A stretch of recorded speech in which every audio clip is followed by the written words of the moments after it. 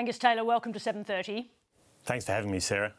Now, you could theoretically at least be back in government within a couple of years. What is your plan to address the massive revenue shortfall that's been identified in the latest intergenerational report? Well, first of all, Sarah, can I say that we are not in favour of raising taxes. We're in strong support of lower, simpler, fairer taxes, which is why we legislated the stage 3 tax cuts and company tax cuts for small businesses. The key to making sure that the government makes ends meet is to ensure that the economy grows faster than spending. That's what we achieved between 2013 and 2019 through to the pandemic, and that put us in a position where we're back in budget balance. But hang on a minute. I think my question was about the huge revenue shortfall, which is predicted in every intergenerational report, in your last one and in this one. So in order for the public to understand how you would address that situation, what are the kinds of services that you would look to be cutting in a next term of government? Well, you don't need to. What you've got to make sure is that the economy grows faster than you're spending. It's a very simple formula. And I was about to say that it's gone from the current fiscal strategy. We would put that back in as an objective, and it's a critical objective to get the budget into the black, to balance. Now, there's two sides to that equation. The first is the growth of the economy, and the key to that is productivity. And we do need to see strong growth in productivity. We saw an 11% gain in Labor productivity in our time in government. We've seen a 4.6% collapse in Labor productivity in the last 12 months. All right, I'm just going to stop you there. It's going to sound like I'm interrupting, but I think we have to be fair to the audience here. Yeah.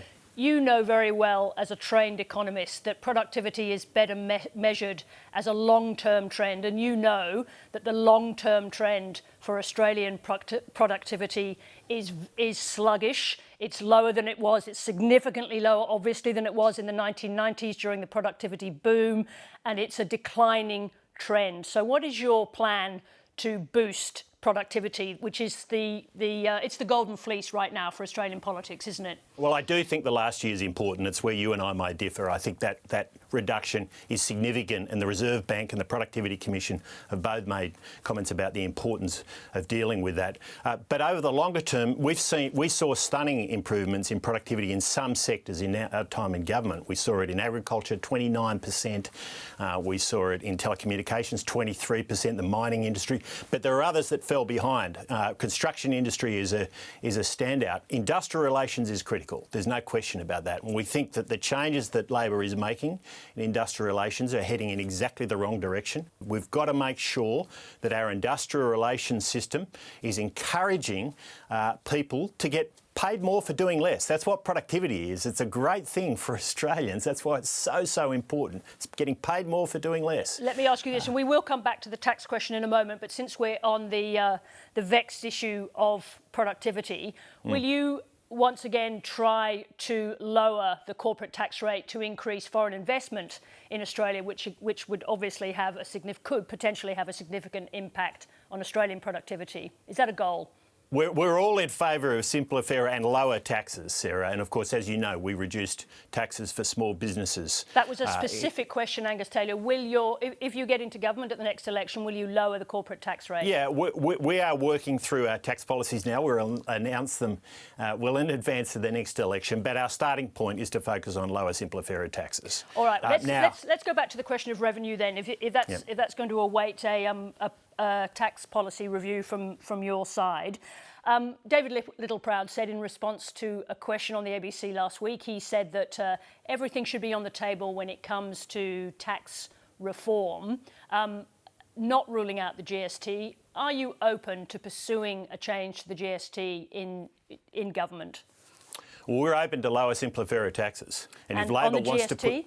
Well, if they want to raise the GST, if they want to raise the GST, Labor, then no, we're not in support of that. We're in support of lower, simpler, fairer taxes. So you rule out any change to the GST? Well, that's not our plan, and it's certainly not something we're working on. Does that mean that David Littleproud spoke out of turn? Are you critical of him for leaving that open?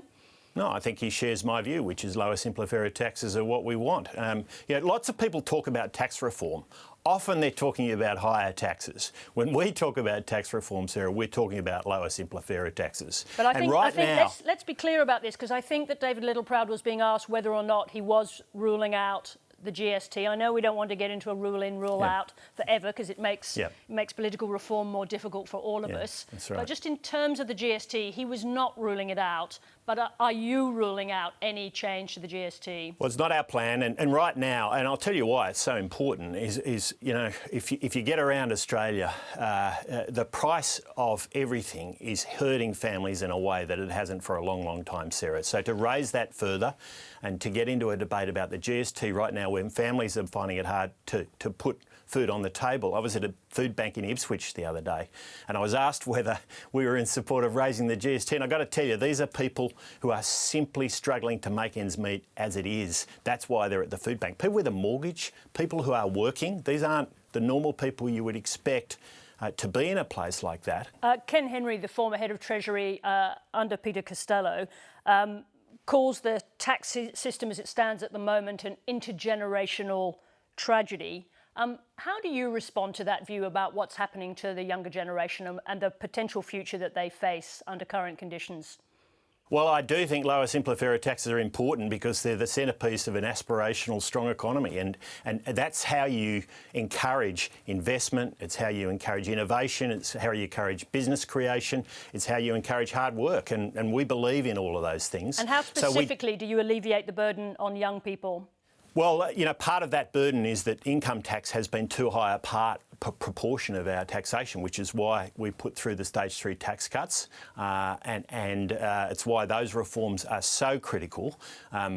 We hope the government sticks by its pledge before the election, that it will stick by those. We've heard a number of thought bubbles from the Treasurer that he doesn't like the stage 3 tax cuts, but we think they're important because I haven't recently heard him question whether or not the stage 3 tax cuts are going through. I haven't heard that. Well, he has on a number of occasions, but these are important because they do get the balance to a better place where there's less pressure on income taxes. And most importantly, Sarah, they mean that for most Australians, they'll know that they can keep at least 70 cents in the dollar in their pocket, and that encourages them to aspire, to invest, to innovate, to start businesses, to take risks, all of those things that we know are absolutely crucial to giving younger Australians hope, to giving real aspiration and opportunity to all Australians. There we are. We can finish on a point of bipartisan agreement as things stand. Angus Taylor, thank you very much indeed for joining us. Thanks, Sarah. Thanks for having me.